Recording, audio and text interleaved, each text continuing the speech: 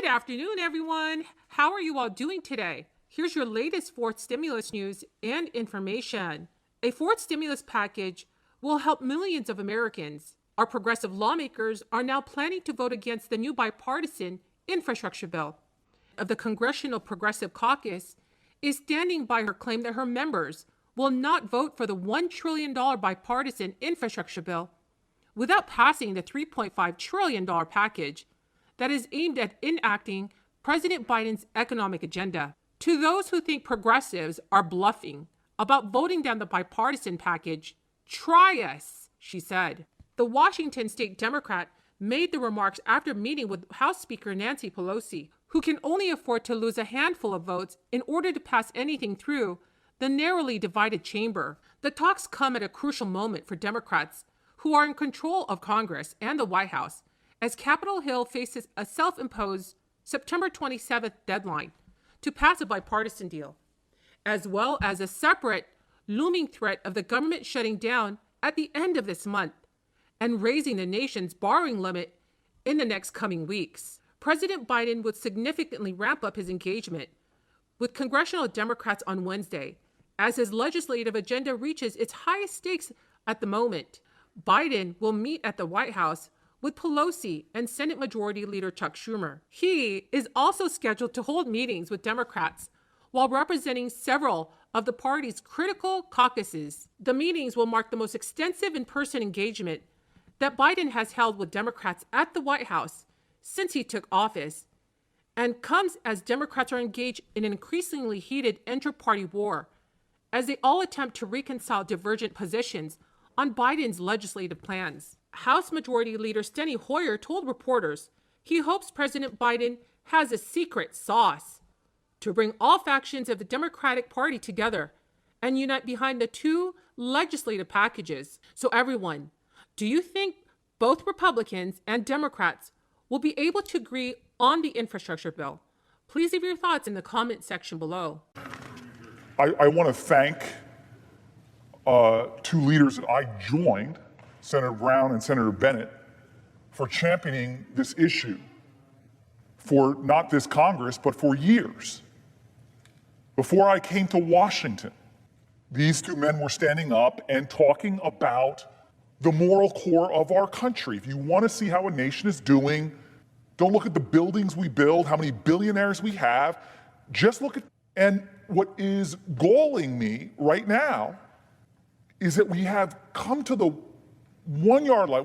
We are at an inflection point in our country where we have to ask the question, who are we? My friend, Senator Bennett, and I have been working with kids well before we came here, and he rattled off data that should be repeated. I say this is a moral issue, but he has shown this is an economic issue. We are the wealthiest nation on the planet Earth, and of the top 41 countries, we're at 38 in poor kids. And what he pointed out is that poverty costs all of us. It is a deep self-inflicted wound in this society because poverty cost this nation over $1 trillion as measured by economists. But I'm telling you right now, economists don't measure all the things that are important. Our GDP does not reflect well-being. It doesn't reflect how many antidepressants people take or how many child deaths there are. But the truth of our economy is... Jayapal said that she called the meeting with Pelosi because she wanted the speaker to understand how serious progressives were about tanking the bipartisan infrastructure bill, unless the broader economic package was already passed or passing in tandem. Pramila Jayapal seemed to signal that Pelosi would not bring up the bipartisan infrastructure bill, knowing it would fail. House Budget Chairman John Yarmuth, a Kentucky Democrat, also expressed great doubts that the bipartisan infrastructure bill would pass next week because there is still no deal on its passage. He stated, "I think the reality is if there aren't enough votes to pass it, the options are to put it on the floor and have a go down or delay the vote." Please subscribe to my channel, comment below, and also remember to like this video. Thank you so much, everyone.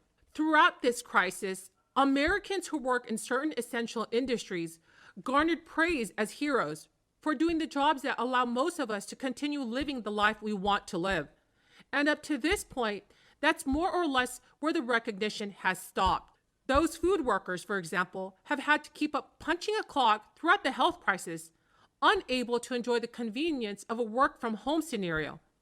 Soon, however, their work may be rewarded with something previously thought to be elusive for most of us. Tens of millions of third stimulus checks went out earlier this year, following the passage of the $1.9 trillion stimulus law, which was passed in March. The Internal Revenue Service normally operates as basically a powerful collection agency. Even so, it was the originator of the 3 previous crisis-era stimulus checks, as well as a distributor of the 6 child tax credit payments sent out monthly through the end of this year. So everyone, that brings us to this new check that some workers across our nation may be eligible for. The U.S. Agriculture Secretary Tom Vilsack announced this crisis relief payment a few days ago. It is part of a larger $700 million effort to help farm and food workers. Accordingly, a one-time payment of $600 is going to farm workers and the U.S. meatpacking workforce. A portion of the $700 million, totaling up to $20 million, will also go towards helping grocery store employees. Unlike the previous stimulus checks, these new payments won't come from the Internal Revenue Service. Rather, they will come from the state agencies, nonprofits, and tribal governments. Meantime, do not forget, other stimulus payments beyond these new ones are already coming right now. There will be 3 more child tax credit payments, which will give eligible parents a few $100s each month until the end of this year. At this point, the checks are set to expire, right as the midterm year gets underway. Thank you so much, everyone, for joining me here this afternoon. I truly appreciate it.